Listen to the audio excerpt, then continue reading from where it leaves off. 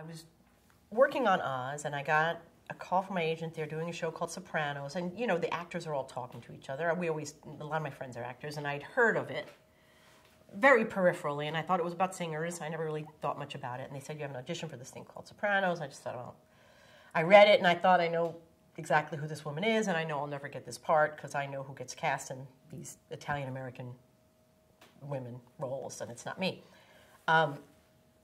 And there's something about that letting go, I think, that puts me in a far more open space when it comes to auditions or in general, I think, where very well documented that, lack of expectations will bring you all kinds of goods. So that's kind of how I went at that audition.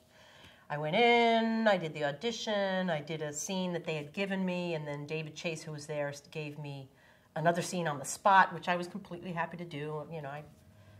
Much like this, like I didn't prepare for that scene, and I loved that. I trust that part of myself more than the part that knows how I want this to go. You know what I mean?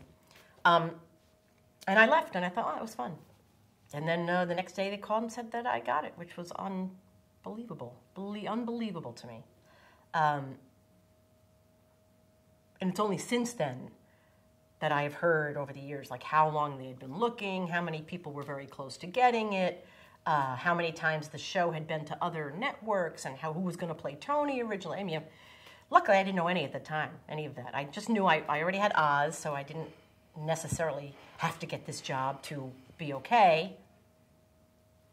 And it was fun. It was beautifully written, and it was like when I did those auditions from Backstage magazine. It was a chance to go out and just do this thing that I love for a few hours and then go back to my real life,